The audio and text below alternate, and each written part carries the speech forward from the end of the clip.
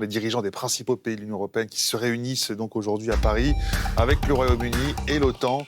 Une réunion préparée en urgence par la France. Oui, et cette réunion est indispensable car les Européens sont pris d'un sentiment de panique.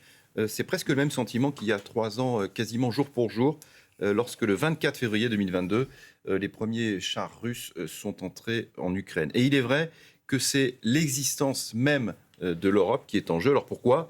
Parce que même si on ne sait pas exactement ce que Vladimir Poutine et Donald Trump se sont dit mercredi dernier, tout laisse craindre que le président américain ait offert au président russe la victoire sur un plateau d'argent et que l'Ukraine soit contrainte à une forme de capitulation. Et si l'Ukraine capitule, c'est la sécurité de l'Europe qui est menacée. Plusieurs services de renseignement ont dit récemment que la Russie pourrait, d'ici 5 ans, s'en prendre militairement à l'Europe. Alors les Européens et la France en tête ont beau répéter aucune décision sur l'Ukraine sans l'Ukraine, aucune décision sur l'Europe sans l'Europe. Pour l'instant, c'est exactement le contraire qui se produit. Ni l'Ukraine ni l'Europe ne sont à la table des négociations. Et vous savez ce qu'on dit, Jamel ? Non. Si vous n'êtes pas à la table des négociations, c'est que vous êtes au menu. Pour se faire dévorer.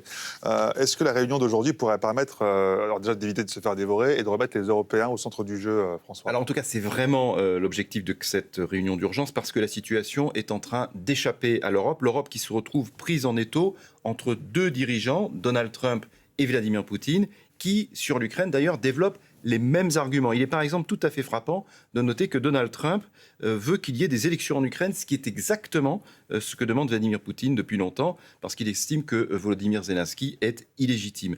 Deux dirigeants donc qui, pour des raisons différentes, veulent mettre rapidement fin à cette guerre.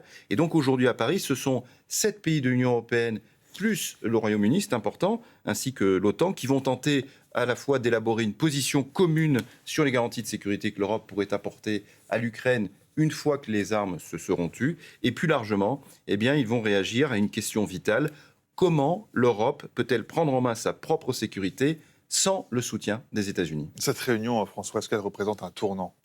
Oui, je le crois parce que, en tout cas sur la participation de l'Europe aux négociations de paix qui se tiennent en ce moment directement entre Washington et Moscou, ça semble quand même perdu parce que les Européens n'ont aucun moyen d'imposer leur présence à Donald Trump et à Vladimir Poutine.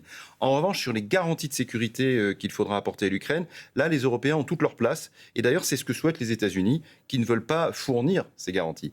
Enfin, en ce qui concerne la défense et la sécurité européenne, même si de façon très objective, ça avance très lentement, l'Europe pourrait saisir l'occasion de faire un bond en avant. Nous sommes effectivement à un moment clé. L'Europe, on le sait, se bâtit dans les crises. Or, celle que nous traversons aujourd'hui est une crise existentielle. Merci beaucoup, François. Et donc, cette réunion d'urgence à Paris ce lundi avec les pays de l'Union européenne, le Royaume-Uni donc, et les membres de l'OTAN, donc, quelques jours après cette conférence sur la sécurité, cette conférence de Munich, justement, qui s'est tenue fin de semaine dernière.